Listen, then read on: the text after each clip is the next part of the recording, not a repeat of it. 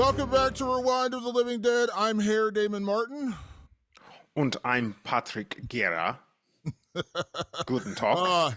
I didn't even want to try to pull off the German accent, so I just went with Herr Damon Martin.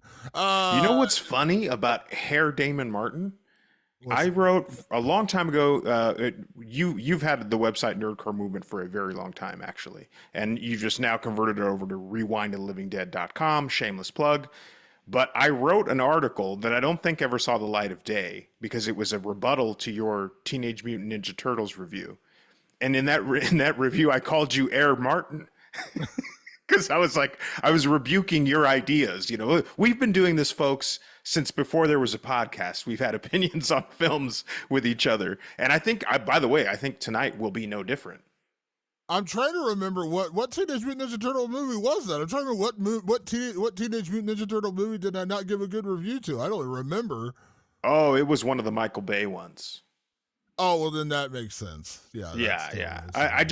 And it wasn't that I loved those movies. I was just like, I see strengths in these movies, and weirdly, I feel like that's going to be the theme tonight. Because Damon, just excuse me for stepping all over your intro, but we are talking about Cuckoo tonight, released August of 2024, starring Hunter Schafer, Dan Stevens as Herr Koenig. Hunter Schafer plays Gretchen. Martin Tokas, who plays Luis, and Jessica Henwick, who plays Beth, and Mila Liu, who plays Alma, written and directed by Tillman Singer. Damon, yes, it's Cuckoo time. It's time to get nuts. I feel like this whole podcast is going to be nuts tonight.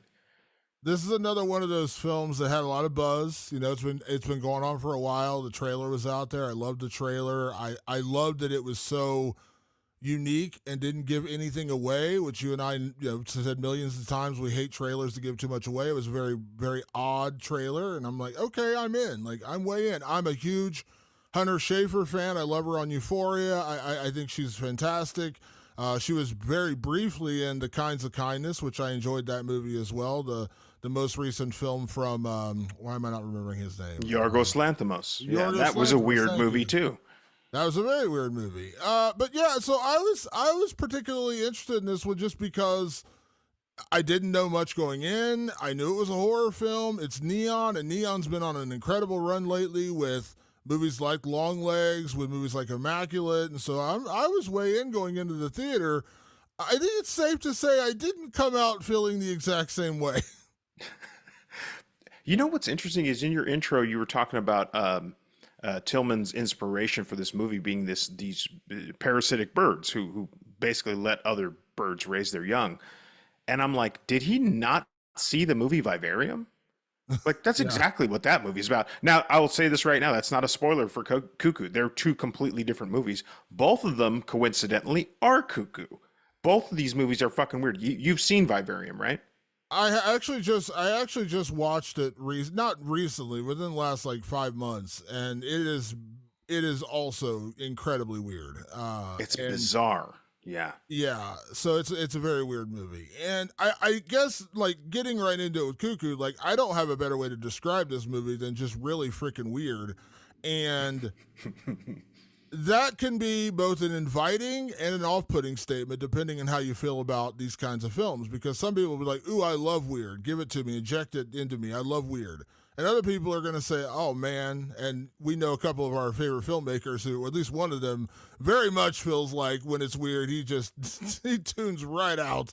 So it is very polarizing. To me, it's a very polarizing film because I feel like there's going to be one segment of the audience that's going to say, this is brilliant. It was odd, and I loved that. Totally different. I've never seen anything like this before.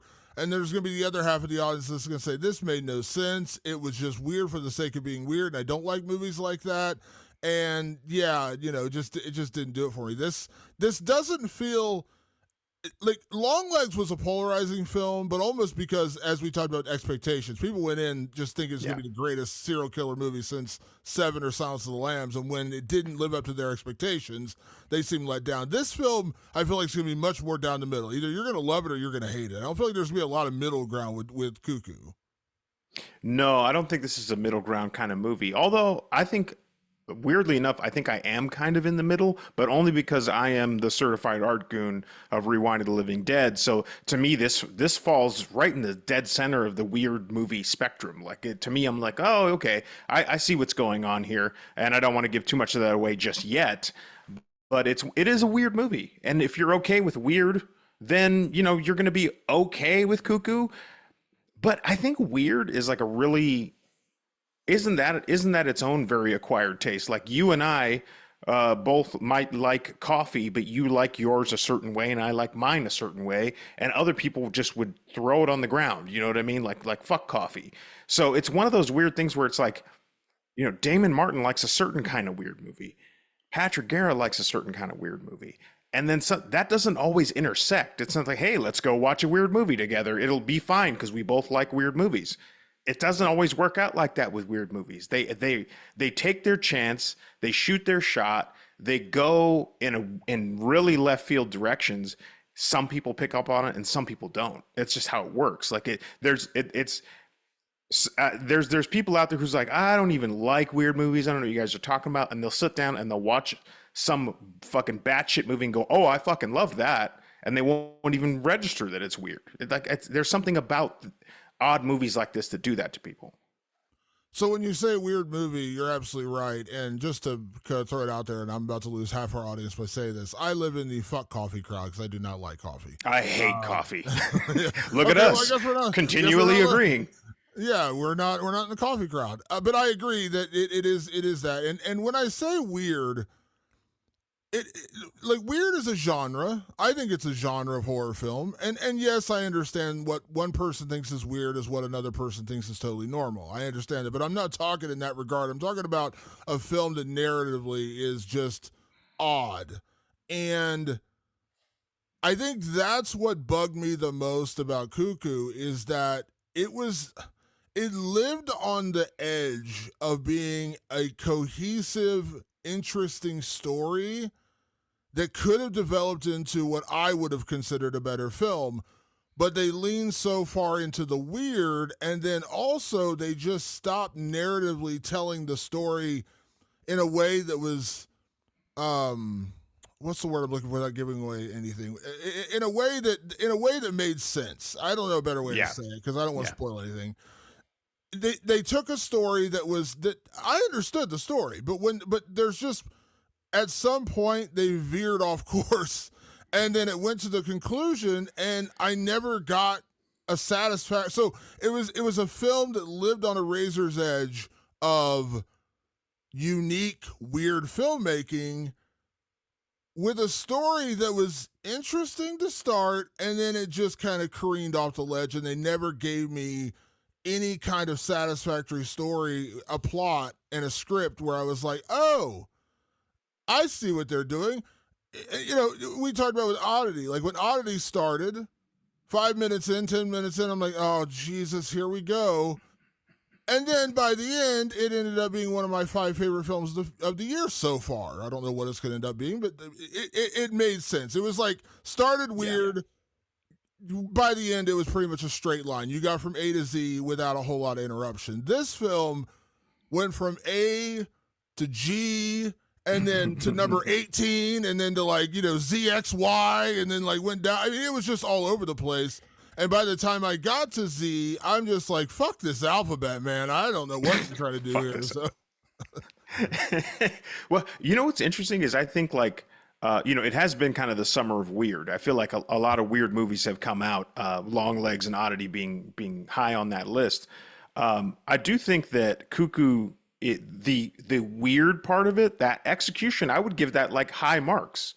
The story execution, I think it's weirdly makes common mistakes story-wise. It makes the kind of mistakes that you would see in a standard thriller or a standard action movie or a standard heist film that didn't quite work for you or something. The mistakes in the story on the story side of things are not because it's a weird movie. They just kind of glossed over certain things that they didn't need to gloss over. And you look at Oddity. Oddity is fucking weird. It's a weird fucking movie. But the story details mattered every step of the way. And by the end, you might not even register that Oddity was a weird movie. You just go, oh, okay, great. Like it all made sense. It all fit together so nicely. I came out understanding, even though the execution was very strange.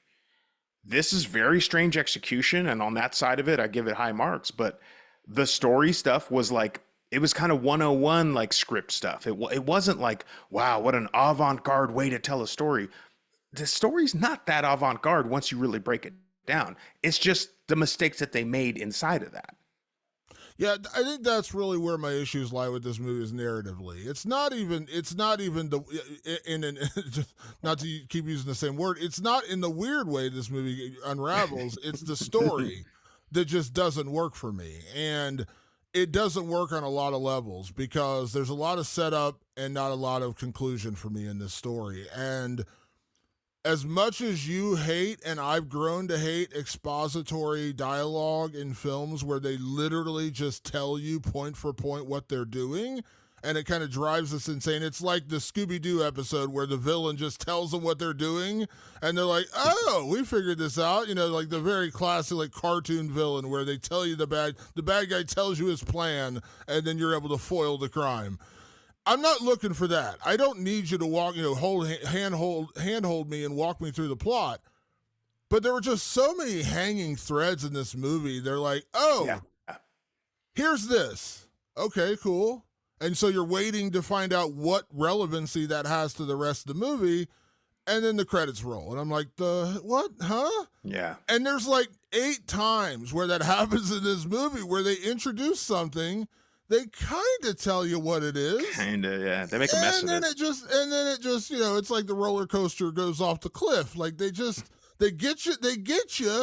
Again, premise wise, this film had interesting plot, had interesting story. And just being fair, we talk about this all the time, Patrick, with movie. When you can have an A-list cast in your film, you set yourself up for both success and failure in a way. Success because you're a leg up on the competition because you have incredible actors in your film like Hunter Schafer and Dan Stevens. I think I raved about Dan Stevens during our interview or during our episode about Abigail. I've been a Dan Stevens fan for many, many years. He's one of my top 5 favorite actors. Like, not even kidding. I love that guy. I think he's incredible in everything he's done. And I love Hunter Schafer as well. I'm a big, big fan of Hunter Schafer. And also, hold on, I don't want to mess up. Jessica, what am I forgetting her last Henwick? name? Henwick. Jessica Henwick. I adore her. I've loved her since I saw her in Iron Fist back in the day. Even though that show was terrible, she was great in it. I've enjoyed and of course Game of Thrones. She was also in Game of Thrones. I really enjoyed that. So you take those 3 pieces of the puzzle. Well, you're already ahead of the race. You got 3 great actors already there. But the way you screw that up is so you got a leg up in the competition by having great actors. The way you screw that up is giving them bad dialogue, bad plot, bad script. And I think that's where Tillman Singer, who wrote and directed this, fell it apart because it's not a poorly directed film. It's not a poorly shot film. It is a poorly written film. It is a poorly executed film in that way. And you know me, Patrick. I'm the plot guy. I'm the story guy. I need something to grab onto. And this film was like trying to grab onto jelly. Like I just grab it and just slip through my fingers and squirt everything. That would have been very apropos for the film. Yeah, that's what it felt like. I felt like every time I was like, oh, I'm going to grab onto this. And it was jelly and it just squished through my fingers. I think of it, this is a weird digression, and trust me, it matters. You talked about sometimes expository dialogue can totally work. It's how you use it. I think if this movie had leaned into its weirdness, some of that stuff would have really landed. And I think of this movie, and you're going to be like, what? Who's Harry Crumb? A classic John Candy slapstick comedy. It's a goofball comedy. It lives on sight gags. Like, it really does. It's a very goofy movie. Well, he's a bumbling detective, and he's truly bad at his job. That's part of the comedy. And in the end, he does, by total fucking accident, capture the guy who actually did the crime. And he doesn't even know it. So the guy ends up confessing to him. He goes, I don't know how you did it. You're a fucking idiot. But you somehow figured out that I did this. A, B, C, D, E, F. And what they did is they leaned into their comedy right there. because as he's rifling all that stuff off, they cut to John Candy's face, and John Candy, who was a tremendous actor, you clearly see on his face like, oh shit, I didn't understand any of that. And then he just looks at him and goes, book him. Like, fine, I know I totally fucked this case up, but I got him anyway. Like, they at least leaned into what their premise was, you know what I mean? And so I'm almost like advocating that Tillman Singer should have leaned heavier into his weirdness with the story. That might have worked out better for them. Yeah, maybe so. Again, I think that's where they came short up for me. And to be clear, you are definitely the more art house goon of this podcast. But you have to admit, over the last couple of years, you've had a real influence on me because I have really liked some. Again, Yorgos Lanthimos is a great example of that. If you would have shown me Kinds of Kindness 5 years ago, or you would have shown me you'd have burned the theater down. What was the one he won the Oscar? They won the Oscar last Poor year. Things, yeah. Poor Things. You would have shown me Poor Things or Kinds of Kindness 5 years ago. I would have burned the theater down and left in a rage. But Poor Things, I actually really enjoyed, and I for the most part really enjoyed Kinds of Kindness. I'm not going to ruin that movie. It's a film that takes place in 3 segments, and 2 of the 3 segments I thought were great, and I really enjoyed it. I really enjoyed that movie. And it is freaking weird. It is way weirder than Poor Things. Like, it is beyond weird. I think it's weirder than Cuckoo. How about that? Yeah, and I came out because I remember texting you, and I was like, have you seen it yet? And you said, I'm going to see it. And it's like, tell me what you think. And I think you came out of the theater being like, Damon hated this movie, didn't he? I was like, I loved it. I thought it was great. So I like weird. So let's before we get too deep into this and we get into spoilers, let's share with the folks out there that we do love some weird movies. So what is your favorite weird movie? Because I know we love weird movies. Like, there are weird movies that we both love. I almost was like, why did I include this in here? Because this is going to be a problem. I'm going to have a building worth of fucking weird movies. But I said, no. Let me just get simple here. I think weird movies started for me as a kid because I got a hold of the movie Time Bandits. If you've ever seen Time Bandits, and they're about to have a new TV show with what's his name at the helm. Taika Waititi is gonna helm the new show, but there was this old movie from the 80s called Time Bandits, where this kid is like sucked into an alternate time, or not even like he's sucked through like a wormhole or some weird shit, and he runs into these time traveling dwarves, and they just run across space and time, going on an adventure. It's the weirdest, strangest movie, and I saw it when I was a child. And it's essentially a kid's adventure movie that ends so bizarrely that I think that's where it all started for me. So I'm going back to Genesis, basically saying like, Time Bandits changed my life. And I was just like, if it's weird, I want it. Like, whatever this is. And that movie's still fucking dope. I just got the 4K, the remastered 4K. And those Terry Gilliam movies of the 80s and early 90s, they are bizarre movies. And so that's where it started for me. And so that's my favorite weird movie. I feel like I need to go back in time and punch Terry Gilliam for making that to make you love weird movies. Because Terry Gilliam, for those who are not super familiar with his body work, he also did 12 Monkeys, which was probably his most mainstream successful film, I would imagine, because that one, got a lot of Oscar nominations and things like that. I would say that was one of his more straightforward movies. But yeah, Terry Gilliam he's definitely one of the guys who just like sits on a now. To that point, I was going to say, like, Terry Gilliam's like the Prince of Weird. My pick for best weird movie is The King of Weird. Yes, I was gonna. Totally. So when we talked about doing best weird, our favorite weird movie, I was just gonna be like David Lynch's entire filmography. That was gonna be my selection. But I'm just gonna go with what I think is probably David Lynch's best work, which is Blue Velvet. It's the film that won Dennis Hopper Academy Award. Isabella Rossellini.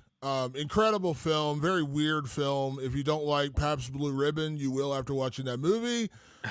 But in general, David Lynch, who, we just did a story on him on RewindedLivingDead.com the other day. Of course, sadly, he's dealing with emphysema, and he's kind of homebound, not really able to leave and do much of anything right now from, 60 some odd years of smoking. And he said, I'm not going to retire, but he also said, I'm probably not going to direct again because, I can't really leave the house. But that doesn't preclude him from doing, film or doing writing or potentially music, which I know he does as well, painting, things like that. So he's not retiring. He may just not direct again.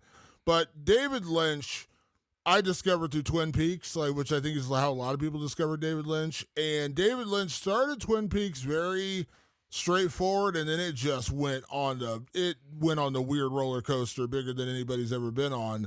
And then when you watch Twin Peaks Fire Walk with Me, it is just way out there. And so everything David Lynch has done has been pretty odd. But I love Blue Velvet. I think it's a great movie. It's got incredible performances all the way. Kyle MacLachlan is great in that movie. Of course, Dennis Hopper, as I mentioned. Very weird movie, but I love it. It blows my mind that you're like kind of on the fence about art movies. It's always give or take with you, but you love David Lynch. I'm like, there's nobody weirder. He's the weirdest. That's it. It's David Lynch, and then everybody else is pretending to be David Lynch. So it always fascinates me because you go, I don't know about these weird art house movies. Also, I really like Mulholland Drive, and you're like, what? That movie's insane. Yeah, I've said it logically. It makes no sense on this podcast many times. Yeah. I can't understand it because I do love David Lynch, and I do think part of that stems from my love for Twin Peaks because I absolutely adored that series. Right. But yeah, I think again, I can't. This is the weirdness of me. I can't give you a great reason why I love it. I just love it. But then you show me a film like Men, and I want to go find what's his name, Alex Garland. Alex Garland, and just punch him in the face. Like I just want to be like, dude, what are you doing? Like, what is going on here? So yeah, we don't advocate for violence on this show, by the way. We do not. I'm saying hypothetically. Artistically speaking. Artistically speaking, a bunch of So again, we like weird stuff. Now, Patrick, I want to give a little heads up to our audience out there. We're going to be switching up with some new categories today and doing a little bit different, doing some more fun things. We had a lot of the same categories for 5 years, basically doing this show, and a lot of the same things. So we decided to add in some new things, try to have some fun with some things, switch things around a little bit, and one of the new things we're going to do right now is talk about our best performance. That's always our first category, but we're actually moving it into our non-spoiler section because that doesn't really matter with spoilers, and that's a great way we can talk about the film that doesn't give anything away. So our categories are going to kind of run from here into spoilers, which again, I will warn you when we're getting into spoilers. But Patrick, when it comes to Cuckoo, who is your favorite performance in this movie? And by the way, I almost forgot, I didn't want to intro this. We do have a new name for this category now, Patrick. Welcome to prime time, bitch. It is now the Welcome to Prime Time, bitch, best performance. So, Patrick, when it comes to your best performance in Cuckoo, who are you giving the award to? I have to give my award to Dan Stevens, who plays Herr Koenig. And you see a little bit of his weirdness in the trailer. I'm going to tell you something right now. It threads itself throughout the whole movie. He's almost one of these people who is acting in their own movie. And I like that. And it works for the weirdness of this movie. So I thought he was in congruence with the film really, really well. I've been watching a lot of like other creators go on and on about this movie, and they have thoughts. The thoughts are all over the place because it's a strange film.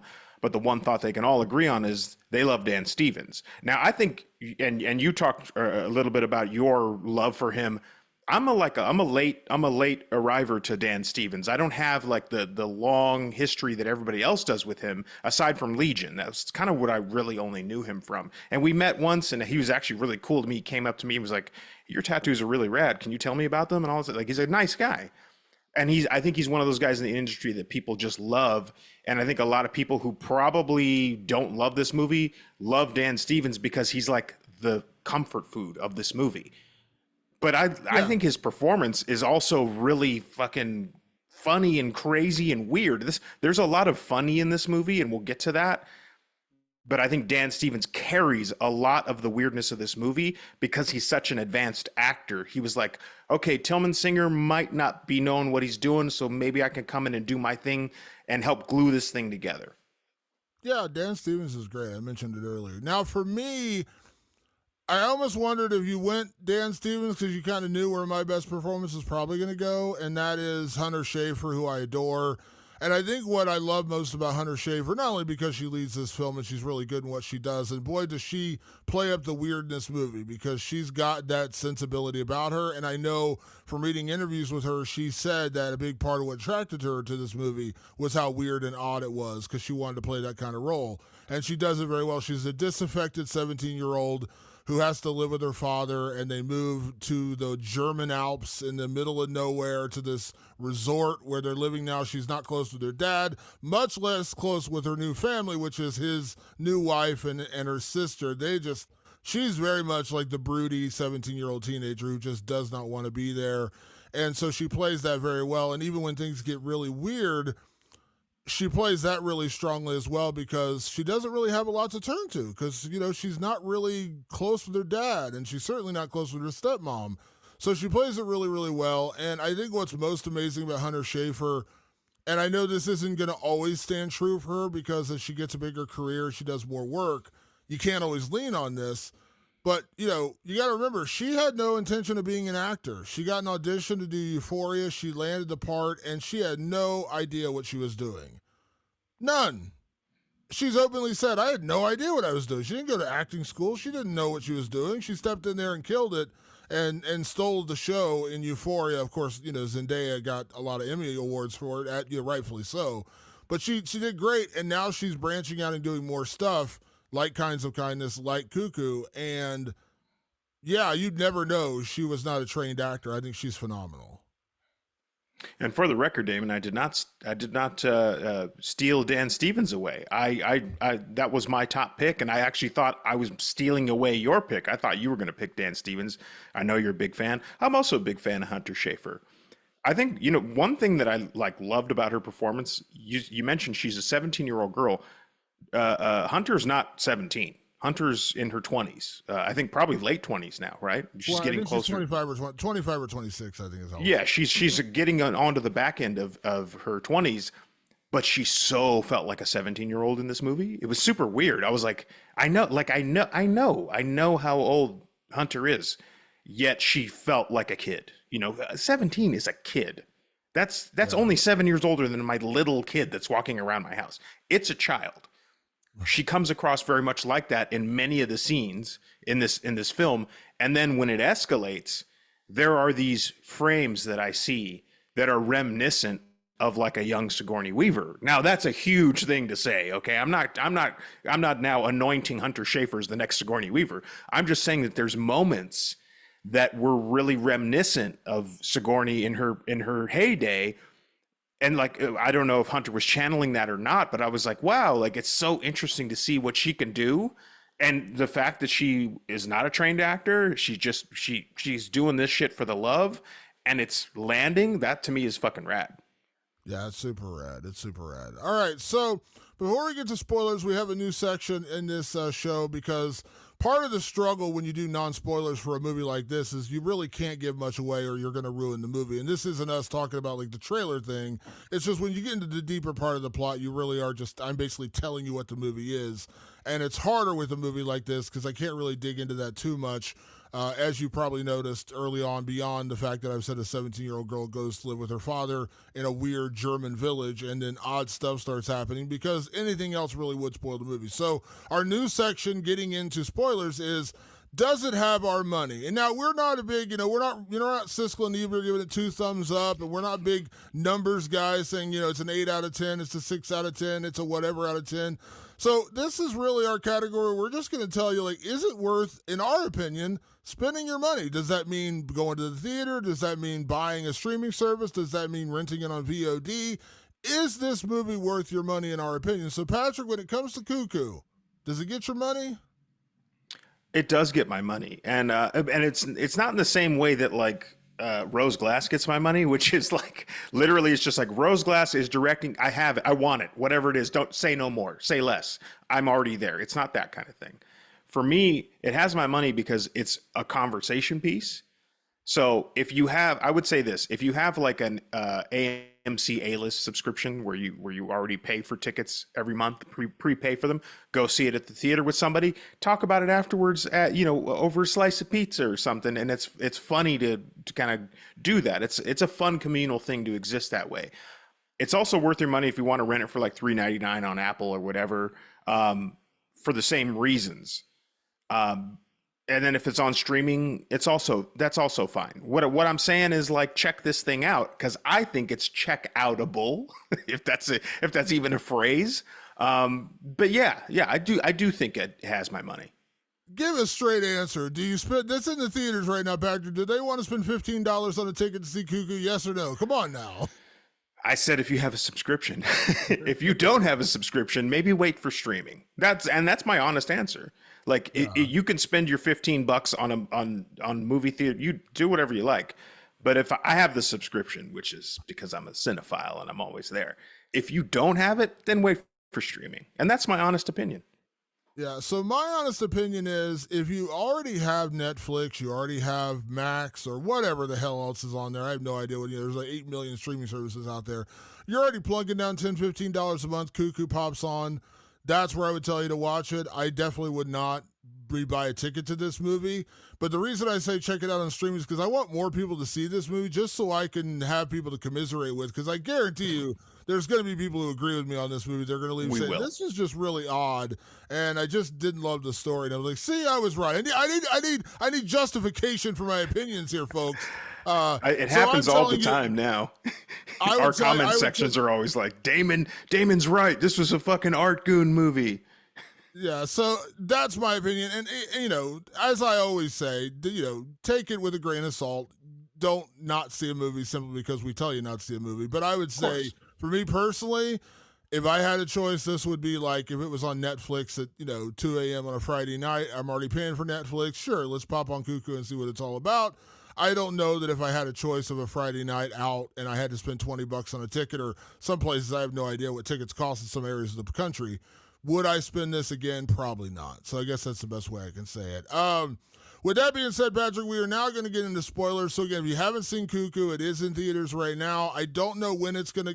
Things are moving super quick. Like Maxine's already streaming, and so I'm like, geez, like these things are moving like rapid fire. Yes, you have to buy it on digital. You have to pay like $20 to see it at home, but you can see it at home now. So I assume Cuckoo will be available in like 2 weeks.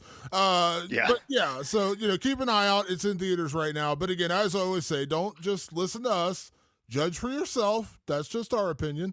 But we're now going to get into spoilers, so be fully aware, Patrick. This is full-on spoilers for our audience because this is where things are going to get really weird because we're actually going to talk about the story. So, Patrick, I'm turning it to you. Would you like to explain what in the fuck this movie's about? This movie is Cuckoo. And your intro sort of spoils a little bit of it, but not really, because what happens is they go up to this mountain town, and clearly our angsty young Gretchen is like, I don't want to be here. I don't like my dad's wife, my half sister, who she doesn't even want to acknowledge. Really, Alma. They treat her with kid gloves. She doesn't even talk. And it's annoying that she doesn't talk. She's being this very annoyed and angsty teen, and now she has to deal with this weird lodge up in the middle of Germany. She's an American. She doesn't give a shit about any of this. Things are just so strange, Damon. Why are they so strange? Well, the answer is that Dan Stevens and this weird lodge are a nesting ground for a species of something, which, by the way, has a name. So I'm going to try and pronounce it right now because they do say it a few times, and I feverishly wrote it down. It is called the Horocuculaidae. The Horocuculaidae is some sort of species of humanoid that has this ability to chirp and create a basically a time loop in your brain. I would liken it to like taking 50 milligrams of pure THC and getting stuck in a time loop, because ask me how I know, where like you can't get out of a time loop. That's what this species is. And this nesting ground that Dan Stevens overlooks basically is a way to kind of preserve this species because it is dying out. And the terror comes from, and you see a little bit of in the trailer, there's something chasing Gretchen. It looks like a woman in like a white like a coat or something like that with red eyes. It's this thing. It's this what is it again? It's such a hard thing. Horocuculaidae thing. It is looking for its offspring. Well, it turns out, Damon, the offspring is little Alma, her half sister, because Dad and stepmom Beth went up there into that lodge, and this is where problems arise. either they knowingly or unknowingly were impregnated with one of these things as like a host mother. They go off, they raise the child, then they bring the child back to the lodge to eventually be reunited with its actual Horokukulidi mother, and so that they can make the population bigger. But boy, Damon, did I have to fucking dig hard to make all of that make sense. So you explained the plot, and very eloquently, by the way. Oh, And thank it you. did what you said was absolutely true. Here's where the wheels fell off with that, Patrick. Why were they trying to save the species? To what end? Sure, that's what I'm saying. Like, Yeah, geez, Dan that's Stevens, we should make clear Dan Stevens is not a Horokuku lady. He's like a Yeah. regular person. Yeah, so why did they do it? Cheese. What does cheese have to do with nothing? I have no fucking idea what it means. Like, that's what I'm saying. Like, they're just like, there's this species of Horokukukus or whatever they're called, and we want to preserve them. For what purpose? I don't know. What do they do that is like special? Are they psychics and they can predict the future and you're going to use them for that? Or are they harbingers of war that you're going to harness to, take over the world? Are they? No, they're just weird creatures that have this like time loop ability that, makes you feel like deja vu over and over again. And you kind of get stuck in this time loop. And to what end? I have no idea. And that's what I'm talking about with this movie. It just, they tell you, okay, I get it. You've got this weird creature that lives in the woods, and it does this weird time loop thing whenever it shakes its throat, and it kind of, siren song or whatever you want to call it, this weird noise it makes. And we're trying to preserve it and grow it for what reason exactly? That's the whole plot of this movie is built around them trying to perpetuate this species, yet they have no reason to. And this isn't, like when people say, well, hold on now, like, like the dodo is extinct. Wouldn't you like to bring the dodo back? Wouldn't you like to bring dinosaurs back? They made that movie. It was called Jurassic Park Dominion. It sucked ass. Let's not do that again, all right? This makes, like, just preserving a species, I understand the scientific nature of that. I get that. But this, to impregnate strange women and then have them have kids and they have this weird time loop ability, it made no sense. There was no reason. They never gave a reason why they were trying to preserve these creatures, what purpose these creatures had, because apparently they've just lived in these woods in the German Alps forever. To what end? We have no idea. And I think that's the problem. Like, that's one of the biggest plot holes in this entire movie is they tell you what they are. They tell you they're trying to save them. We don't know what the creatures really are, like what their purpose is. We don't know why they're like running, like why they're dying out. Like, and probably the biggest problem is, what is the purpose? Because I have to imagine if he is essentially abusing these women to impregnate them with this creature's egg, which is basically what he does, to have more of these kookaroos or whatever they're called, there has to be a purpose to this beyond just like spreading this culture. And as you said, he's just a guy. If he was one of the things, I would kind of get it. Like, he wants to create more of a species. He's not. Okay? So I want to use these things to take over Germany. That doesn't seem to be the case. I want to use these things because my mother was one of these things. That's not the case. It makes no sense. I will push back a little bit, because I think when you're dealing with a movie that this weird, that sometimes those explanations become a little too like pedestrian. Like, we're not doing pedestrian, we're doing this. But there are problems. Like, and we'll get into it more. I would say that this movie, and this is where I break out my Art Goon dictionary. This movie's not really about those things. It's not about why he wanted to do it. It's not about why they're preserving them, because these things are dangerous. I think that's what's kind of fucked up about and confusing about it. It's like, they're super dangerous. So why do you want to preserve them? I think that's what you're getting at. If they weren't dangerous at all, I don't think you'd probably have that problem. I'm guessing anyway. But what I think this movie's actually about, they don't do a great job of it, but it seems to be the theme of the movie. There's the plot, which we've just talked about. The theme of this movie appears to be gaslighting. I think this movie is about gaslighting. Gretchen, who is the character's perspective through which we move through this movie, she is being gaslit by her dad, who won't acknowledge her concerns, who diminishes her concerns, diminishes her feelings.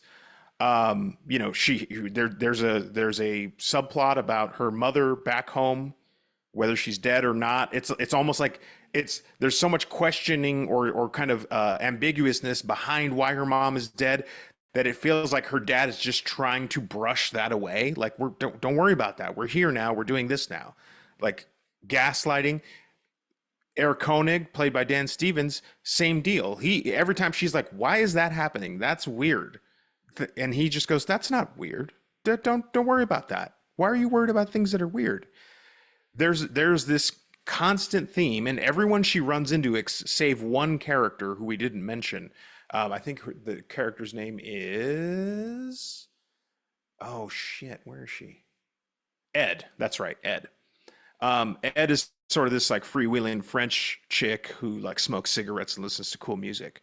She's the one person in this whole little world that doesn't want to gaslight Gretchen, that just is like, hey, you want to get the fuck out of here? I think everybody here is weird too. I think you're right. She's the one person that's like listening to her. Herein lies the problem though, Damon. Like, I think that theme is strong. I think it exists. I think it's there. But then they kind of bring things up and then they jettison them when it's inconvenient. They just go, don't worry about that. I know we brought it up, but we won't really make it come back around in any nice little wrapped up bow. I think that's the problem with this movie. Yeah, I mean, again, I think that's really what you're getting into is, kind of the same thing I'm talking about is just all these weird loose plot threads. Yeah, a lot of loose threads. Like I said, and when I'm saying purpose, that's what I mean by purpose is they just introduce these things like, okay, here's these weird creatures that live in the woods. Okay. We want to preserve them. Great. Why? Like what? And as you said, they're dangerous, but it's just they just introduce all these, and that we impregnate women, and they bear more of these creatures. Great. Why?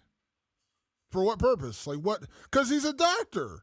Doctors, and maybe it's just general curiosity, but it's just like everything they introduce. You just have to take it as a matter of fact. And maybe that's the point of the movie. And I imagine that probably is the point of the movie, is they're just saying like, yeah, this is just how things are.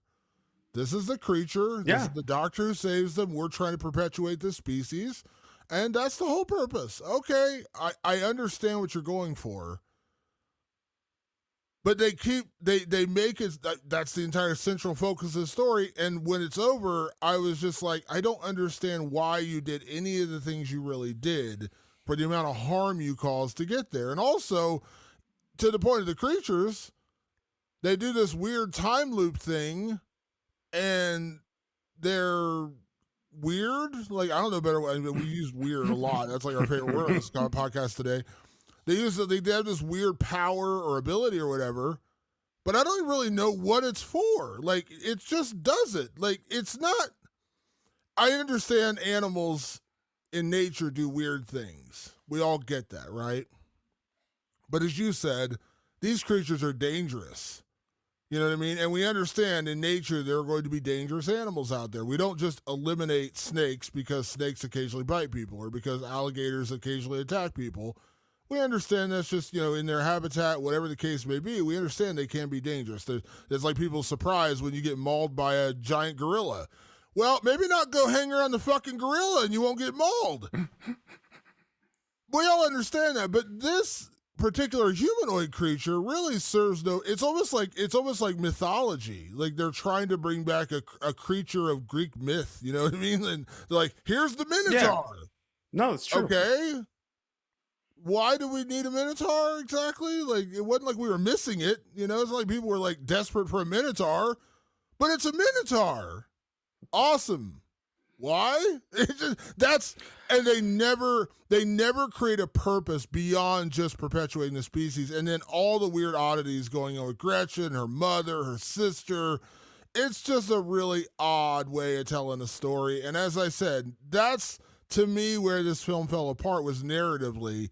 It just made no sense because you gave me this thing, you gave me this creature, this mythic creature, and we're trying to perpetuate this creature. We're trying to, repopulate this creature. But to what end? And I understand what you're going to say. Well, that's kind of the point. I understand. That's kind of the point. We don't have a point. And that's where my problem comes, because I need a point. I want to know you're making a movie. This isn't actual.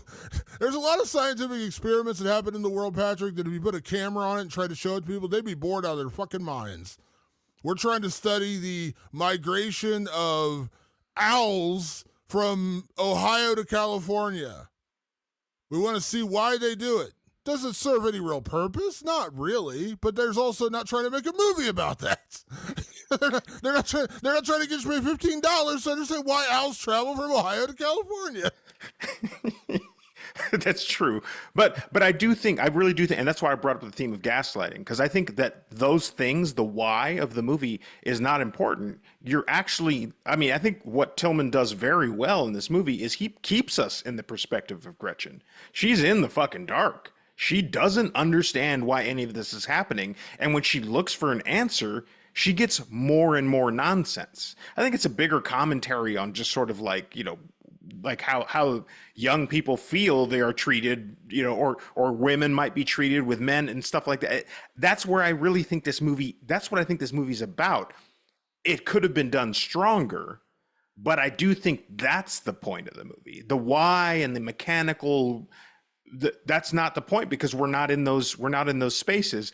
Eric Koenig looks at Gretchen and goes, "You don't need to know any of that shit. You're just some kid. You're just supposed to carry the egg for me. I don't need to tell you all this stuff." That's very much like a gaslighting, a sort of the idea of you are lesser than and all that. I think that stuff comes across really well in this movie. The story threads are not great. This movie is sewn together poorly. That I totally relent on that side of it. But I do think the theme of like, I'm confused.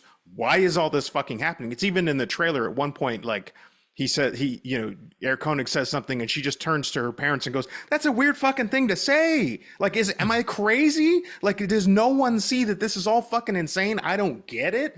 And the answer to that is, we're not going to tell you. Like, you shouldn't worry about it. And see, and while I agree, you're right, because the line is, he says, "Your family belongs here," and she's like, right. Well, that's a weird thing to say. Why would you say it like that? You're absolutely right. We're sitting in Gretchen's perspective where she's not supposed to understand all this. I get all that. Right. But narratively, she, in the end, you're trying to basically say, you don't need to know the answer. It's like your parents when you're growing up. You don't need to know why. Well, you're just going to do it. And they never tell you why. And as a kid, it's frustrating as shit. Very true. But as you get older in life, whether you agree or disagree, you kind of understand why your parents did what they did, right? Like, as you become a parent, you're like, you know what? I kind of get why my parents did that for me, or they wouldn't let me go here. They never gave me a reason. They just said no, and I revolted against that. But now that I'm a parent, I kind of get it. The problem with this movie is they keep telling Gretchen, no, you don't need to know. You don't need to know.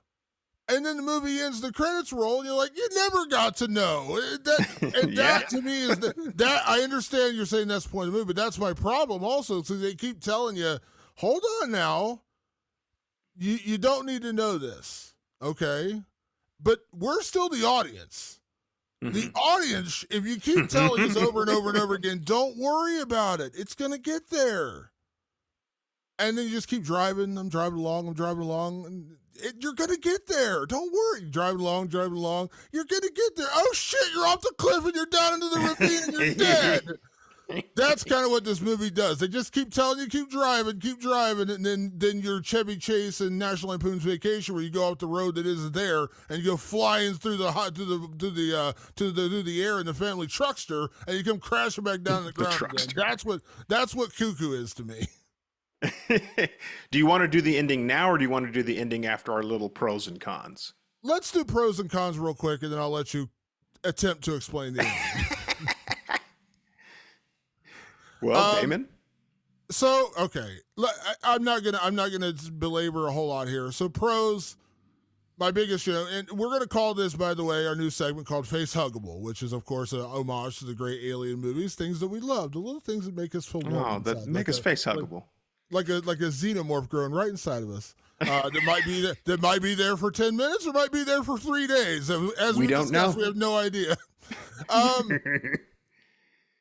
My biggest problem with Tillman Singer in this movie is the written part, the plot. Directing wise, it's great. Looks like a good movie. I actually really enjoy the way this film was shot. And I know that also goes into the cinematographer, which, spoiler, I will mention him later. Performances are great. Hunter Schafer, as I mentioned, I adore her. I love Dan Stevens. I love Jessica Henwick. All that's great. So I think that, not to you're giving a compliment only to give an insult. I think that's also what made this movie so frustrating for me, is because a lot of the pieces of the puzzle were great in this movie. It just didn't land. It didn't come together for me in the end for the positive. What about you? What did you like about this movie? Definitely cinematography and art direction and production design. This world feels built out and lived in. Nothing about it felt like some weird movies, like almost want you to feel like the world's a little artificial. Vivarium, perfect example. And that's the point of the art direction. It was actually like a good example, is that world was artificial.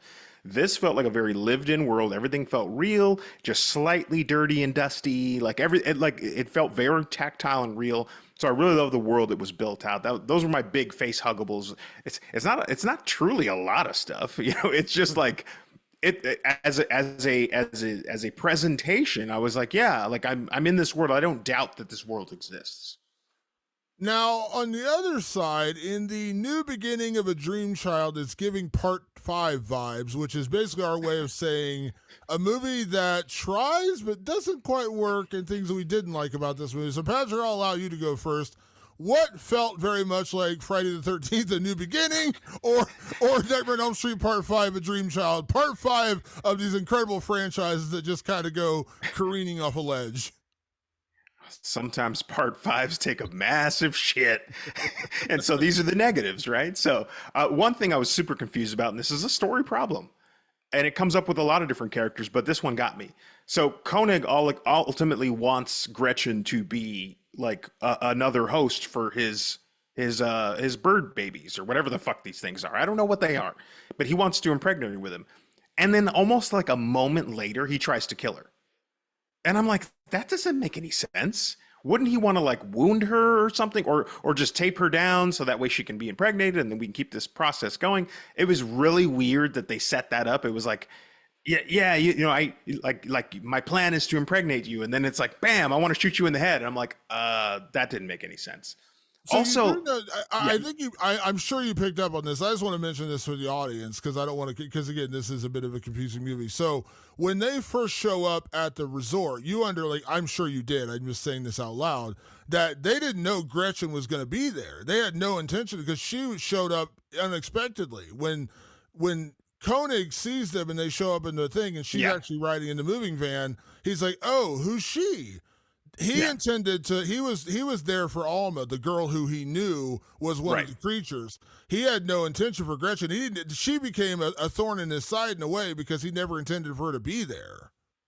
Oh yeah, no, totally. But then like he was like, cool, guess what? Now I'll use you as a host. But then he immediately tries to kill her, and I was like, well, that doesn't. None of that tracks. The whole thing is weird, because, like I said, at the beginning, he's almost like, I don't need you here. I don't want you here. You're an extra piece that I don't need. But then he transforms into like, well, let's impregnate you, but hold on, let me kill you. It's just all over the place. Very wishy-washy, and a lot of the characters do that stuff. I had to bring that up because it was just like, he just kept going back and forth, like, why are you here? Get out of here. No, come on, let's be here. No, get the fuck out. It was just really odd. Yeah, like, at times he really cared where she was and that she might have been in danger, and other times he wanted her. Like, I was like, okay, it was confusing. These are why it's giving Part 5, because it's fucking like, this is not adding up, folks. Also, like, at one point, right at the kind of height of the third act, where the fuck did the parents go? Can you help me out with that? What did I miss? They just vaporize. I know with Beth, the stepmom starts having like an issue, like she starts kind of spinning out of control, but all of a sudden they just vanish. Like he gets in a car with her, dad gets in a car with her, and they're gone. Yeah, I think what's intimated, and again, I may be wrong about this, is after Alma gets treated because she's having seizures and all these kind of weird things are happening. Of course, they don't know. The parents don't know that she's actually one of these creatures, but they're all concerned about her. And then Beth starts getting sick. The Jessica Henwick's character, she starts getting sick, and now she's falling apart. And so the dad is with the mom or stepmom, and that's pretty much it. Like, I guess it's just like he's just in the hospital with Beth, and that's the end of Beth. I don't And even I think they were in assume the that's hospital. where they Yeah. were. They weren't in the That's where hospital. They like went. left the hospital. That's what I'm saying. It's fucking confusing. It's some part 5 bullshit. And then my final piece of giving part 5 was there, and this is thematically, we'll probably roll into something you want to talk about. Very early in the movie, they make clear that Gretchen's mom had died in like a very clear little tiny moment. They don't try to smack you over the head with it, but it's clear. And then as the movie progresses, they for some reason try to give you hope that maybe her mom is not alive. I mean, that her mom is alive. That this is like some sort of delusion, or she's treating it like a death or something like that. Like, this is where artsy fartsy can get you in trouble, because it was the ambiguity of that was really weird. And then there's this like very like melodramatic scene where like all her mom's belongings are like spray all over the floor, and then you realize, even though I realized the very first moment she even had a mom, you realize in that moment, oh, her mom really is dead. And I was like, this is exhaustive for no reason. Like this subplot, this subthread of her mom being dead, or is she not, or I don't know. It just did not land. I think they were trying for something dramatic and it didn't work. So before I get to you bringing that up, and that is going into it's part 5, my very much it's a boy, little Dream Child reference there for you. So my things I have a problem with, I'm just going to say this, the script. Okay, let's move on to our next character. No, I'm joking. That's like my problem is the script. Yes, that is my biggest problem, is the script. The story is just a mess. And so that is my biggest con of this It's Giving part 5. That is just, it's all over the script. It's not the direction, it's not the execution, it's not the acting. It is 100% a script problem. It is a plot problem, and it is a Tillman Singer, what were you doing problem. To that point, one of my so I've already talked about the loose hanging threads and the issues I have with, like, give me a purpose of why they're doing this or what the creatures are there for. I'm not going to rehash that. But to a point of a story, just talking about why I feel this was like lazy filmmaking. And when I say filmmaking, I mean storytelling. Lazy storytelling. When you talk about the mom. So early on, Gretchen is clearly despondent, disaffected teen. She doesn't really know her dad, seemingly. Certainly doesn't like him that much. And she really doesn't like her stepmom, to the point where they're like, your sister. She's like, she's not my sister. She doesn't even want to acknowledge Alma, who at this point is, I think they say she's 8 years old. Yeah, she doesn't want to acknowledge that she's like, I don't care about Alma. That's not my family, even though hypothetically, which we learn later, that's not actually her dad's kid, but that's supposed to be her dad's daughter. Like, at least, half sister. Nope. She wouldn't. And so very early on, Gretchen calls her mom, and you hear an answering machine pick up, and she's like, hey, this is such and such, and Gretchen, we're not here. Leave us a message. And she leaves, and like, this is 20 minutes into the movie, 25 minutes into the movie, Gretchen says, Mom, I miss you so much, and I know this is so weird to leave this message, but I just need to hear your voice. Okay, she's dead. That's easy as you can tell. No, there's no hypotheticals there. She's dead. But then they kind of hint that maybe she's not dead. And then at the end, like when it finally reveals itself, she had talked about how, I want to get back to the United States because I have a house there. Her mom had a house where they lived together. And at one point she gets a package at the resort, and it's from home in America, and it's all her mom's little belongings. And her dad tells her out of nowhere, I sold your mom's house. It was still in my name.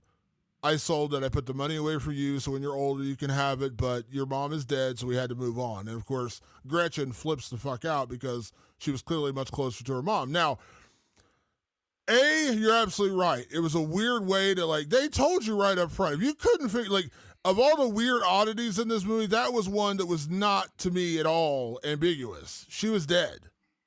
Her friend was on the phone with her and made it clear. Yeah, she was dead.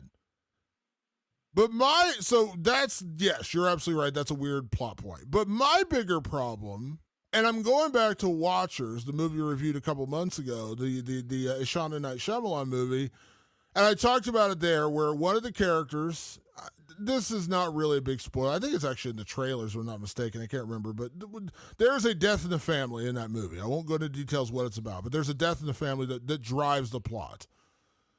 And I said back then, to me, that's lazy storytelling, because it just feels like we need a way to put this character in a situation. And so what's the easiest way to do that with grief? Oh, dead parent. Okay, cool. And I railed at that movie because of how lazy it was, and it served no real purpose in that film. Here, it's the same thing.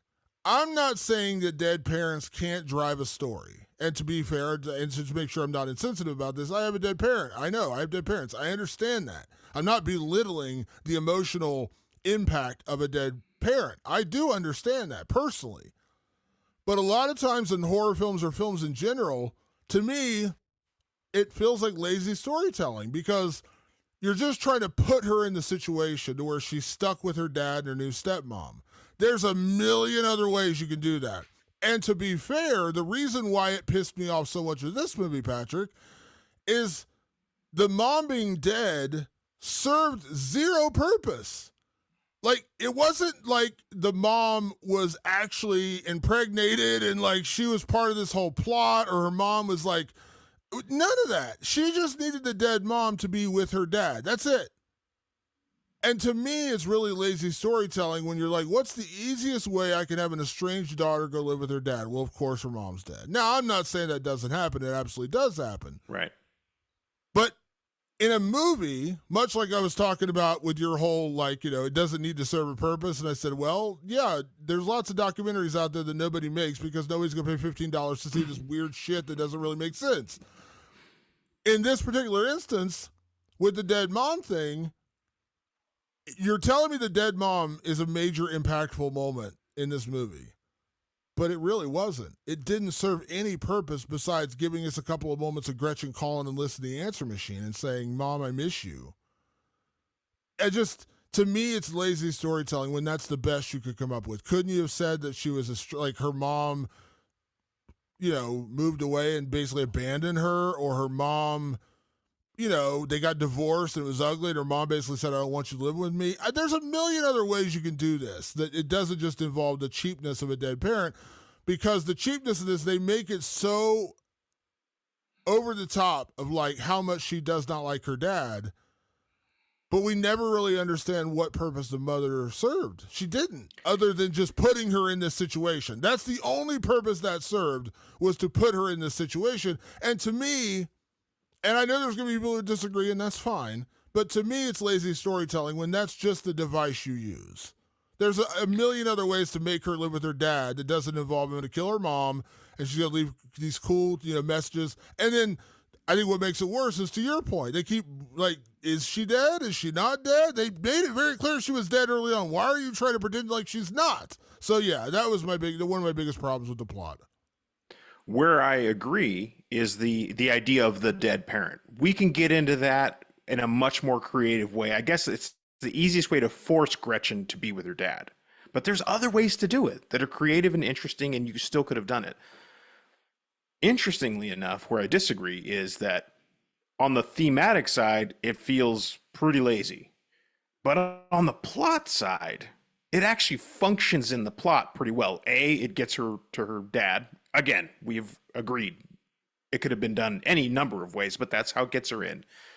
And then those messages she leaves make Alma think her mom is still alive. So Alma, with her little robo voice box, sends a message to mom saying, hey, you should be with Gretchen. Basically, it gives Gretchen a reason, and we're about to talk about the ending. It gives Gretchen a reason to want to save Alma, because she realizes that Alma doesn't speak. Why doesn't Alma speak? Because Alma's one of these horror cuckoo lady things that doesn't actually have a voice. It only has the chirpy thing. But with her voice box, she heard the messages, she heard what Gretchen's going through, and it gave Gretchen a reason to go, oh, Alma, even though she's a horror cuckoo lady and not an actual human, and definitely not my sister, there's something inside of her that understands my humanity. So I will save her now, and that kicks off basically the final sequence of the film, which is I have to now save Alma. Nothing else matters. Everybody's fucked me over. My mom is dead, but Alma is very much like me, an unwitting participant in this whole fucking thing. So I'm gonna take her, and we're gonna get the fuck out of here. We're gonna have to run a gauntlet to do it, but that's why we're doing it. So plot wise, it does matter.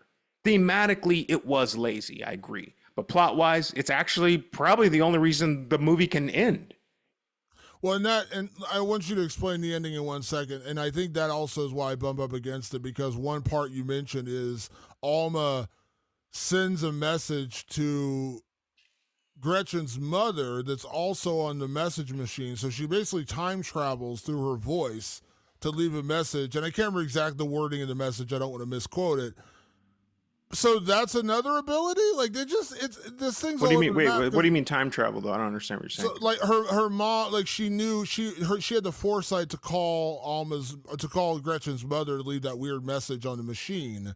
Yeah. And like it just, I don't know. It just seemed weird, because obviously, Alma didn't really know her sister, or what she thought was her sister, until way later. But the weird message on the machine saying, basically, wasn't it Alma leaving a message for Gretchen's mom? Like, wasn't she that the thought message? because from Alma's perspective, she thought that Gretchen was actually leaving messages for her mom. She's like a 7, 8 year old girl. All she understands is that, oh, Gretchen keeps leaving messages for her mom. They've clearly like don't live together. This is the first time Alma and Gretchen are actually living together. So she's like, oh wow, she wants her mom. Like, I get that. I want my mom. And so she was just like, Gretchen's sad. Like, will you reach out to her? So she saw the humanity. Again, this is for the plot. This is basically the only way the plot actually works. It all hinged on it, weirdly. But the only way it works is that box of goods comes over because Dad sold the house. She plays all the messages, and she hears at the end that Alma left a message, and that Alma actually has some sort of heart. She's not just some horror cuckoo lady fucking siren being weird thing. She actually, under all that weirdness, cares. And so that's the only reason Gretchen is going to take action to help Alma. Okay, I'll go. It was just weird because didn't the message say something like, wasn't the message almost like a warning or something though? Like, am I not remembering that correctly? Because I feel like there was I can't remember, the message almost seemed, that's why I said like the time travel thing, like I almost felt like it was a message that she left before, but maybe I'm wrong about that. Like I said, it was just a weird movie, and so maybe I'm wrong. It almost felt like, if I remember, I feel like I remember the message being like a warning to Gretchen's mom or something. It was basically, it was so interesting because I was searching my notes right now to find it. She calls to ask the mom to call Gretchen. She's going, Gretchen is sad. Gretchen is upset. Call her, because she's still an innocent little kid, right? Regardless of whatever weird thing that she actually is, she's a little kid. She sees that Gretchen's upset and that she's been trying to reach her mom. She doesn't understand that she's just calling her dead mother's answering machine. And so she reaches out and says, hey, mom, like, you're her mom. Call her. She needs you. And so, like, in that moment, she goes, oh, like, Alma's not a piece of shit fucking monster. She's actually a decent thing. So I need to protect her. She's the only decent thing here. And that goes back to the whole, like, is the mom dead or not? It was just poorly explained. Because, listen, I'm not saying kids aren't, It actually shows Alma was as confused as you and I were. Alma was like, oh, I guess her mom's alive, so I better call her and see if she'll call her.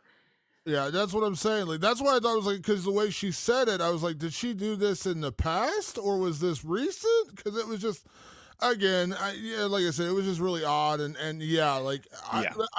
8-year-old kids, yes, they're 8, but at 8, I understood what death was. I was not an idiot. I understood. But also, but she had no idea. She never lived with Gretchen. She doesn't know Gretchen's life at all. And they don't even really talk. So all she's hearing and seeing is what Gretchen is doing, which is leaving these messages for her mom. She doesn't have any context for Gretchen's life at all. It's messy. It's just really messy storytelling. Like, you know, It's a lot. She's dead. We all know she's dead. Everyone knows she's dead, and it just, yeah. That's why I was like, it was so confusing because she's like, you need to look out for Gretchen. You need to call Gretchen or whatever she says, and I'm like, did she do this in the past or like, it just again? I'm sure there's a segment of the audience like, Damon, you're a dumbass, but I just didn't get it. It just didn't. No, but it's not that. I think it didn't land with you because it's a messy movie. Like I happened to pick up on it. Maybe a third of the audience will also pick up on it, and the other 2/3 go, I missed that. What? Because it's not elegantly laid out. Whereas Oddity, boy, I mean, that is like a class in how to lay out like plot points and make things like all fit together. Like that's Oddity. This is more like, you know, and I don't mean to offend anybody that has ADHD. I have it myself. It's like when an ADHD person is trying to explain something to you and you're like, whoa, dude, you're kind of all over the place. Yeah, but it makes sense in my brain. Like, trust me. That's kind of what Cuckoo is, as opposed to Oddity, which is it's like a Harvard paper on how to do blah, blah, blah. You know, like there's different ways to do it. The problem with Cuckoo is that things like that are going to get lost in the sauce because there's a lot of ingredients. Yeah, I definitely listen. I was consider me one of the people that got lost in the sauce because I didn't get it. Patrick, real quick, would you like to explain the ending of this movie? We always talk about the ending, so we just decided to make it a segment in the show. Would you like to explain the ending? Because when this movie was over, I did the thing you know I hate. I went online and started reading to make sure I understood it. Now, was I right? Yes, I did understand the ending. But there was enough of a doubt in my head where I was like, what the fuck did that mean? And so I went and looked, and there's like 20 websites of people printing, like, you know, explain the ending, explain the ending, explain the ending. And I read it, and they're all pretty much the same. But I was just like, okay, I want to make sure I was like, you know, on this, like, I didn't have that, like, I'm wearing a Scream shirt. I didn't have the end where I was like, who was Ghostface? What? You know, so. I mean, honestly, I don't know. The ending isn't like super memorable to me because the movie's kind of all over the place. It's not like the most memorable thing, but that final sequence is basically, and there's a whole subplot we didn't even talk about, which is this cop whose kid was also part of all of this shit. His wife was part of it. His wife was part of it, and the kid was a horror cuckoo lady thing. So he's part of it too, and he's like, he has to destroy Alma because he knows she's one of these things. Well, we've just explained that Gretchen can't let that happen now. And on the flip side of that is Koenig, who's like, I've got to destroy Gretchen because Gretchen's fucking my whole operation up here. So they have to run that gauntlet. They get free of that. We'll talk about that in a minute. And then out of nowhere, they bump into Ed, that cool French chick, who is like, hey, there's a car. Like, we wanted to get the fuck out of here before. Let's get out of here now. And now what they have in their possession is Alma, who has the ability to stop people from fucking with them. That's how I took it. It's like, cool, we're going to drive off into the world now. And if anybody fucks with us, we can put our little earbuds in and Alma can like stop them and we can get away. Like basically in my art goon brain, I was like, they have released themselves from gaslighting with the ultimate weapon, the ultimate anti-gaslighting weapon, which can basically gaslights people into getting stuck in one spot, like they're in a fucking K-hole or something. Yeah, I mean, I got it. I understood. They left with, you know, Alma, who we now know is a cuckoo for Cocoa Puffs or whatever they're called. I don't want to rehash it. I'm just saying, like, it didn't land for me. Patrick, let's move on to our next category, and that is our MVP, our Ken Foray Banana Hammock MVP award, which we hand out every week for the person who kind of won this movie, named after great character actor Ken Foray from the movie From Beyond, because what he did in that movie was jump down a flight of stairs into a basement and kill a creature wearing nothing more than a thong bikini. If that's not an MVP performance, I don't know what is. So, Patrick, who gets your MVP for Cuckoo? My MVP does go to Tillman Singer. Story issues aside, he built a world out. which is kind of hard to do and show you something new. And I think this was a very interesting experience, very stylized, very intentional. The story needed a lot of work, but the environment and the world that was there, I thought was very interesting. I'm sure Tillman Singer made the movie he wanted to make. So Yeah, it seems my that way. opinion really doesn't matter. Like, my opinion really doesn't matter. Like, he made the movie he wanted to make, and he probably said, Damon, go fuck yourself. I made the movie I wanted to make. I would counter with that's exactly why he made the movie is to go let the opinions fly. Like I've made it, I release it into the world like my horror cuckoo booty body bullshit. And people will have opinions on it. Damon will hate it. Patrick will think it's pretty okay. Schwink will think, yeah, I guess. You know, like that's what the world's gonna make out of this. Yeah, but if you're going to transform me into Bob Iger for a day or Ari Gold from Entourage for a day where I get to make the decisions, I would say, Tillman, I enjoy your direction. Let's go hire, one of these other guys over to write a script for you. That would just be my thing, because not everything lands on the writer-director side. So for me, and this is the reason, so when people say, why did MVP go after the spoilers when we said we're going to try to start putting MVP before the spoilers, was because my MVP actually has a spoiled part, so I couldn't put it in there. And my MVP is the cinematographer of the film. His name is Paul Faltz. And this was actually an interview that Tillman Singer gave to the Hollywood Reporter when they asked him how. So these weird Cuckoo for Cocoa Puffs creatures have this weird vibrating throat thing. When it starts vibrating and it's almost like they're having like a seizure, that's when all the weird funkiness starts, where people start having these weird head things go on, and then they start getting like this deja vu time loop thing where they're just stuck and they keep reliving the same moment over and over and over again. And they said, how did you create that? Because it was an interesting effect. And he said, I'm reading you the quote here. He achieved that in camera by shooting through a mirror. It was one of these mirrors that they use for lighting, and then he drilled it so it would shake the mirror on two axes and have this parallax view. We knew we couldn't just shake up the picture because that would just look like an earthquake happening. You also couldn't see it behind the character, but we didn't have time to do it for every scene that we wanted to and make it pulsate. So as we were editing the movie, we were wishing for more of this state that people drop into, so we tasked the VFX company to reproduce that effect. They struggled at first, but then Paul drew up a plan of exactly what he built on the day, and they had no more problems, so they could do it. So it's a very creative way of making that vibrating way of doing it in there, and I appreciate that because when you're on a smaller budget film, people like the cinematographer, sometimes it's the effects people, whatever the case may be, they have to get creative, and that's where you're like, damn, like you got skills, because it's not easy to do what you do.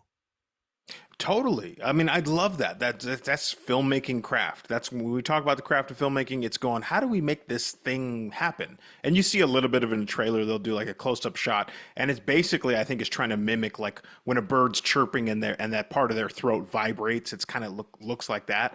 But it's like, hey, how can I achieve this in camera? How can I actually make it work? And I'm telling you right now, there's no way I would have fucking came up with that. So hats off to him.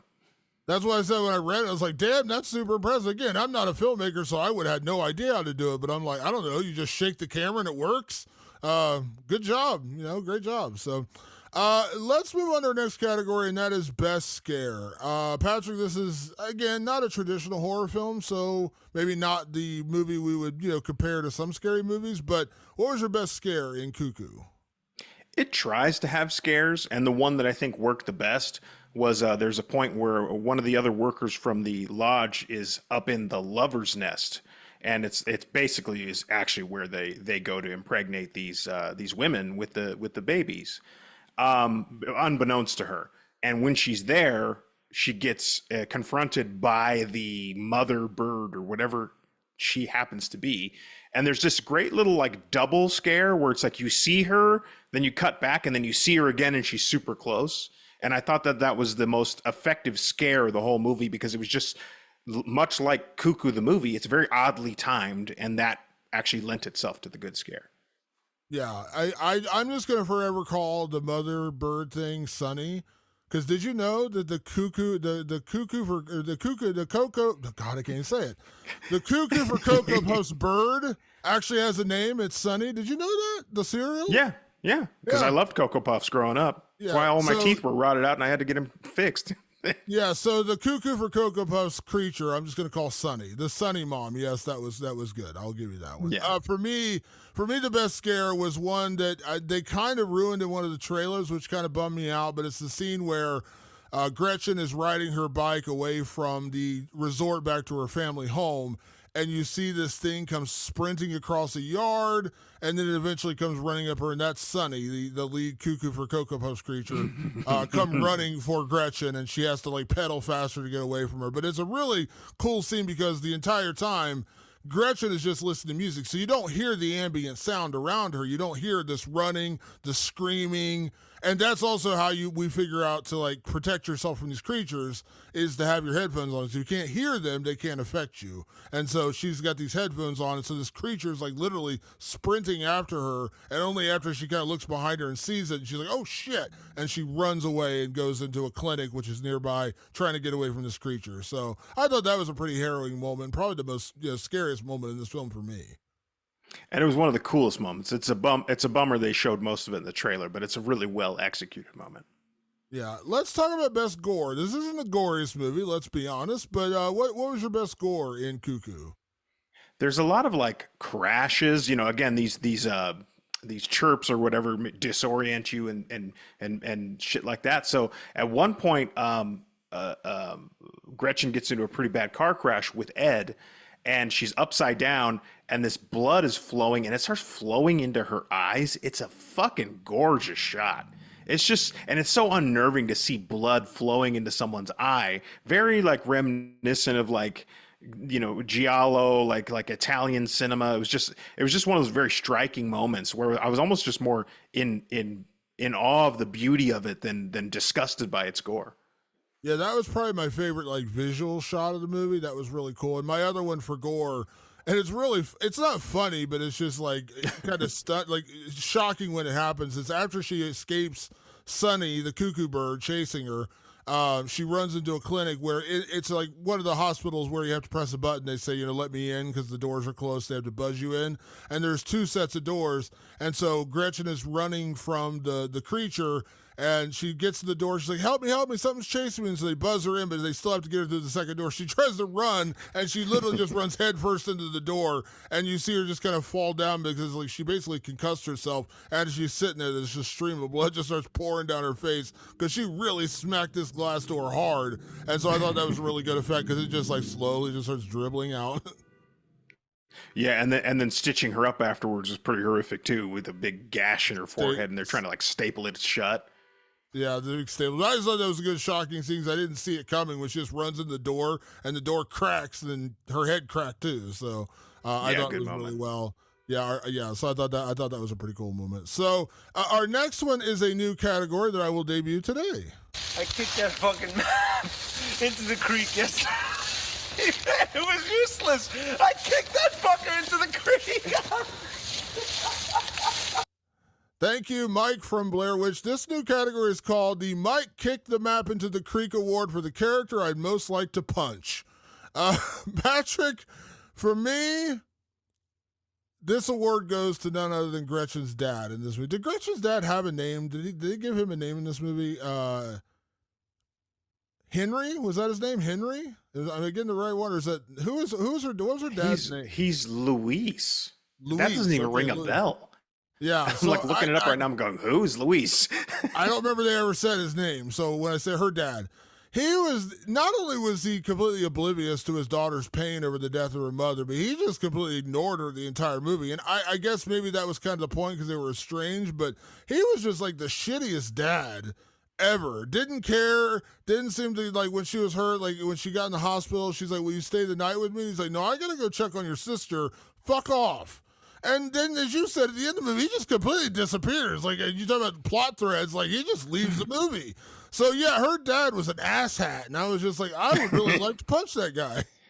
And I'm right there with you. He also gets my award for that. And it's just, I think they were maybe trying to imply that he was in on all this. I think they might be trying to imply that. They just don't do a good job of doing it. But he does a great job of making you want to punch him in the face. Yeah. Next category, Patrick, most cuckoo moment. This is a very cuckoo movie. What was your most cuckoo moment in Cuckoo? How many times can we say cuckoo in one podcast? Cuckoo or weird all over this podcast. I really actually did like the execution of what happens when this creature starts chirping and it makes you kind of get into this hypnotic state where it's almost like you're reliving a moment and you get locked into that moment and they can attack you during that time. I like the concept of that. I thought it was a pretty cool way. It almost reminded me of, remember in Dream Master, where she doesn't realize she's in a dream and she keeps looping around. Like the first time I saw it in Cuckoo, I was like, oh shit. Like it got me. At first I thought there was like a mistake on the reel, which is exactly what happened when I first watched Dream Master. I was like, is there something wrong here? Like, is the stream off or something like that? No, it's just, this is what happens. And so I thought the effect was really cool. Give me the keys, I'll drive. And then Alice and Dan just keep circling back in the same truck. Yeah, I get it. So most cuckoo moment for me was really just, honestly, it was the creepiness of the impregnation process where this creature. Oh yeah. I don't even know what, I don't want to get too descriptive because it's pretty gross, but like, it's almost like they reach into their own orifice, for lack of a better word. And they come out with like this slime, and then they basically put that, I guess, because it's a female. So again, I'm trying not to get too gross here, or I mean, I would hope people aren't grossed out by how sexual reproduction actually works. Yeah, but it's like this. I think it's great. Liquid, it's my favorite part. This weird liquid part, and then like it, it's very, very stringy and snotty or whatever you want to call it, very gross. And then they basically put that into the woman to impregnate her with the seed to make the egg of this new Cuckoo for Cocoa Puffs creature. I just thought that was really cuckoo because I was just like, what? And it was just really gross. And because I thought maybe it was like an egg. Like they're basically comparing everything to a bird. And you never saw an egg, right? No, there was no egg. Yeah, I didn't see an egg either. Like, it was like embryonic fluid, basically. And it was like yolk. Yeah. But like they just pull out like egg white. Yeah, imagine going up crotch-wise, coming out with goo, and then putting in someone else's crotch. That's where I can explain it. That was very fucking cuckoo. Yeah, it was disgusting in that respect, so hats off to them. Next category, let's talk about inject this scene into my veins. And this, Patrick, is a new category where we're just going to basically tell you our favorite scene from the movie. Not favorite line, not favorite, scare, gore, any of that. What was your favorite scene in Cuckoo? This is where I finally, earlier I mentioned that I saw shades of a young Sigourney Weaver. Gretchen at this point has figured out that if she covers her ears, she'll be safe from the sound. So she's got the ears on. She's got like bandage around her head. She's bloody. She's ran so many gauntlets to get to this point. She's finally got Alma in her hands. And on one side of her, she has Koenig. And on the other side of her, she has subplot cop who is fucking weird, and they each want to kill the respective girl. One of them wants to kill Alma, one wants to kill Gretchen, so they're human shields for each other, and they have to run down this line, and the guys are flanking them with their guns pointed. By the way, they're awful shots. Both of these guys couldn't shoot the side of a barn. They're really shitty shots, but they went to the stormtrooper school of aiming. They went to the stormtrooper school of shooting is where they went. But they're close enough now that they could do some damage. And she has to stare one in the eyes. Alma has to stare the other in the eyes while the guns are pointed directly at them, and they have to walk their way out. They have to run this final gauntlet. It just reminded me of every edgy like 90s or early 2000s French film, French thriller, South Korean thriller. There was so much fucking style on that, and the way the way Hunter looks in that moment, very heroic, protecting a child in her arms. I was like, damn, fucking inject this scene into my veins. That's why I came up with that title, because I was like, if I like anything about this movie, I love this. So for me, I already kind of mentioned it, so I won't just repeat myself, but it's the scene with the bike chase, because to me, that was the most harrowing moment of this film. But it starts because early on, Gretchen gets a job at this resort where, Herr Koenig hires her to work the desk. And he says, you're the daytime person, work here during the daytime. We have this other girl who's going to take over at nights, and you're not to be here at night, but whatever. And you can tell it's odd, but you don't really know why. And the clerk, the other clerk, the woman, she was like, I need to have some alone time with my boyfriend. Would you switch with me? Just don't tell the boss. And Gretchen's like, sure, I don't care. And so Harry Coney calls the office, and she answers, and she's like, hello. He's like, Gretchen, what are you doing there? And he's like, stay right there. I'll come pick you up. Don't go anywhere. I'll come pick you up and drive you home. Because he knows, apparently, the creature comes out at night. He can't control the creature, except, by the way he controls the creature, or calls the creature, is with one of those recorders you used to play in, like, 3rd grade. Remember those? Like, I love that part of the movie. It's so weird. It's like, he was like goofy. Peter Piper, and yeah, it's weird. But anyway, so he says, don't leave. I'll pick you up. She's like, I got my bike. Like, I'll be fine. Hangs up. Doesn't actually lock the building, which I thought was kind of funny, because he's like, make sure you lock up. And she's just like, fuck these doors. And then she gets on her bike and starts going riding. And then that's when the thing comes sprinting out at her. And because of the way they shot it, with her having the big cans over her ears, listening to loud music, she doesn't hear any of this going on around her. And just that whole scene was very harrowing, going into the clinic, running her head into the wall, and the creature staring her down from the outside. And then when someone finally comes to the door, the creature's gone, of course, and she has to get her head stapled up. That whole scene, to me, was the most harrowing encounter in the film, which, Patrick, then leads to our next new category. Whatever you do, don't fall asleep. This is named after, of course, the great Nightmare on Elm Street advice from Nancy Thompson when she tells her boyfriend, Glenn, don't fall asleep. Now, Glenn fucked around and found out what happens when he does fall asleep. He gets turned into a geyser of blood by Freddy Krueger. But, Patrick, the new category is the best advice you got from this film. What is the best advice you learned from Cuckoo? This is the best advice you can get in the universe of Cuckoo. Wear your damn AirPods not on transparency mode, on full fucking noise cancellation mode. You can't let the horror kooky lady thing get into your ears at all. So yes, just like Damon and I right now, we're rocking our AirPods. Keep them shits in. I know it's a new world now, folks. The horror cuckoo lady thing is out there. Keep your AirPods in. And my version's slightly different, because you're right that you need to keep them on, noise cancellation to keep the creature. But my advice, because this is, real world advice, make sure you leave your AirPods on transparency mode when you're doing anything else out in the world, because I always have this weird thing. Like when I used to go on subways, when I was in New York or other cities with trains, I would put on headphones, and I would always have this weird thing about constantly looking around me, because when you can't hear what's happening around you. And I have a real thing about that. So kids, in real life, the best advice is real life, leave your AirPods on transparency mode, especially when you're riding a bike, because she was riding it and she was in her own little world, and you would have absolutely heard someone sprinting across a yard coming at you. All I'm saying is, if you're riding a bike, you're on the train, you're driving, put it on transparency mode. That's all I'm saying. Best advice I can take away from this movie. Yes, in real life, please. in real life, please. Our next new category. Bullshit generalization. Many sequels have surpassed their original. Now that, from Scream 2, is a hot take. Many sequels have surpassed their original. A lot of people would disagree with you on that.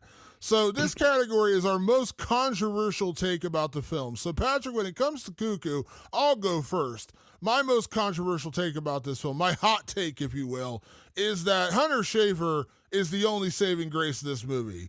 I really enjoyed her performance, and I'm glad she got to lead a film. But to me, Dan Stevens was a bit wasted. Jessica Henwick, to me, was extremely wasted in this film.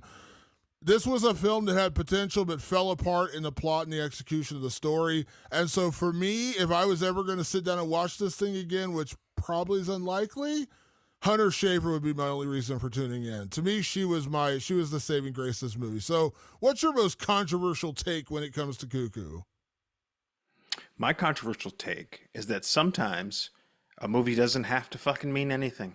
Even though I think this movie tries to mean some things, a few things, and it doesn't do them particularly well. But sometimes a movie is all style and no substance. Cuckoo is maybe 75 to 80% style and 20% substance. And that's all right. I can just leave it on. If it's on TV, I can just let it play while I'm doing dishes or, working on stuff around the house. And the artistry and the creativity and the weirdness, and I like the Dan Stevens part of it where he's basically just nutty and goofy, and the humor in this movie is Dan Stevens. But I could just have that on, and just the weirdness of it can inspire me. Sometimes I can just look at a painting and go, cool, like nothing about this, like I'm not going to do anything like this painting, but this painting is inspiring me. So sometimes, yes, a movie doesn't have to mean shit. And I think you're absolutely entitled to that hot take. The way I'll push back on that slightly is I think that was my bigger problem with Cuckoo, because narratively, about 75% of this movie went towards a way where it seemed like they were trying to make a point. Like they were trying to give you a story. The fact that they then just careened off the ledge and didn't give you the actual reason, that's where I said, I'm with you. But here's the weird thing, like Kinds of Kindness, which is a very weird movie. I think it's way weirder. Yeah. I understood exactly what they were going for in that movie. I understood like the entire point of that movie. I'm not going to tell you what it was because I don't want to ruin it, but that movie had a point. It was fucking weird, but it had a point. This movie wanted to have a point for about 75% of the time, and then when it got time to like tie the threads off, they just never did it. I think that's what frustrated me the most. It's because you're right. You're absolutely right. Movie doesn't need to have a point. I'm fine with that. It's that they kept telling me there was a point, but they never told me what the point was. But yeah, and I'll just say, like, the point was not to have the point. And I know that will infuriate 50% of the audience. The point is not to have the point. The point is to be in Gretchen's perspective and go, I don't know why the fuck any of this is happening. And they achieved that. That's going to piss off a lot of people. But if that was their point, they succeeded at it. It's not going to be a satisfying conclusion for everybody.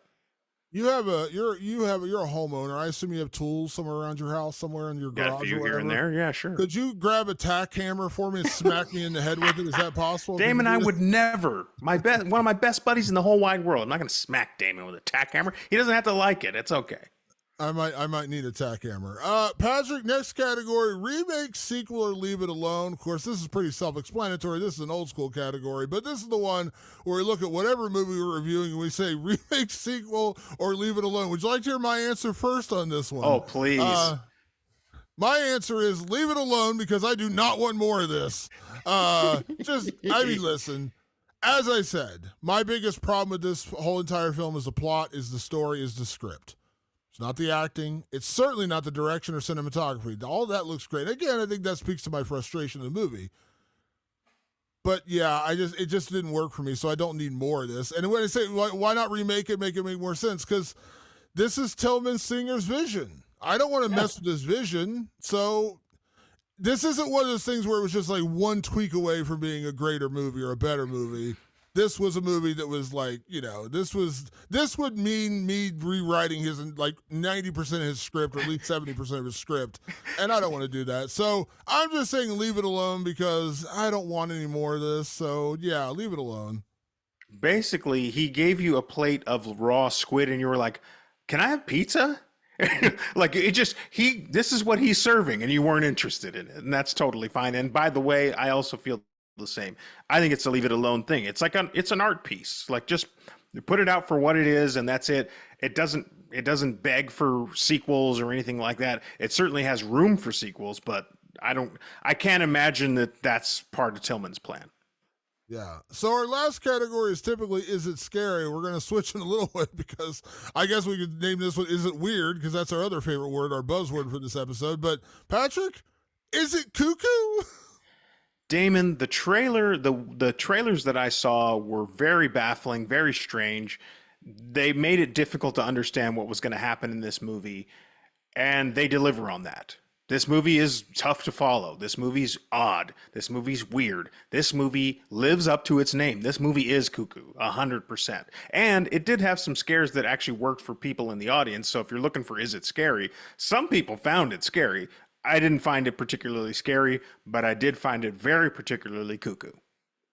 So I may disagree with a lot about this movie and things that I didn't like and the plot and the story and all that. But I will say, if what he was going for was making me cuckoo, Tillman Singer, you won, buddy, because you made me go cuckoo. So is this movie Cuckoo? Abso-fucking-lutely. It is Cuckoo. It is all over the map. Cuckoo for Cocoa Puffs, you win, because I was cuckoo leaving the film. This movie's Cuckoo. Yeah, Cuckoo lives up to its name very strongly. So yeah, it is. So mission accomplished, Tillman Singer. I could just see the little cuckoo bird coming out of your forehead. Oh, man, I tell you. All right, folks, that is our episode. Some new categories in there. I would love to hear feedback, what you like, what you didn't like in the new categories. We're going to be switching things up a little bit here and there. You gotta hit the refresh button occasionally. Yeah, gotta shake it every now and then. Yeah, get every now and again, like what does they say? Like, what is that line from Veep that I like so much? I'll shake it like a Guatemalan nanny. Oh, Jesus. I was just watching. I'm rewatching Veep, and it just cracks me up. Julia Louis-Dreyfus is hilarious in that show, so it made me think of that. Sometimes you gotta shake things up. So we're shaking things up. So yeah, if you got feedback on that, what you like, what you didn't like, what categories you may want to see, please let us know. And that being said, you got questions, comments, movies you'd like us to review. We always like hearing from you guys. Send us messages on social media. We get a lot on Instagram, but we'd love to hear from you on Facebook or Twitter as well. Just send us messages. Just search Rewind of the Living Dead on Twitter, Instagram, or Facebook. You'll find us over there. And you can also send us emails at rotlivingdead@gmail.com. That is rotlivingdead@gmail.com. And, of course, you can find our podcast on all of your favorite podcast platforms, Apple Podcasts, Spotify, and, of course, over on the website, rewindofTheLivingDead.com. And also on YouTube, please search Rewind of the Living Dead and like and subscribe our videos. We are really trying to grow that audience. It is impossible to grow audience on YouTube. So if you have a YouTube, even if you don't watch us on YouTube, if you're like, I don't want to see you two ugly fuckers, just like the page, subscribe to it, and never go to it again. That's totally fine with me. That helps us too. But it does. So please do that as well. And you can always reach out to us on our own personal social media channels. You can find me at Damon Martin, and you are? At Director Patrick. And a big thank you, as always, for everyone that tunes into the show. We'll be back next week. It's a big one, Patrick. It's Alien Romulus week. Patrick's head's going to explode in a good way. So make sure you're here for that. Thank you so much for tuning in. As always, we'll see you next week for another edition of Rewind of the Living Dead. Thanks for tuning in. We'll see you then. Cuckoo.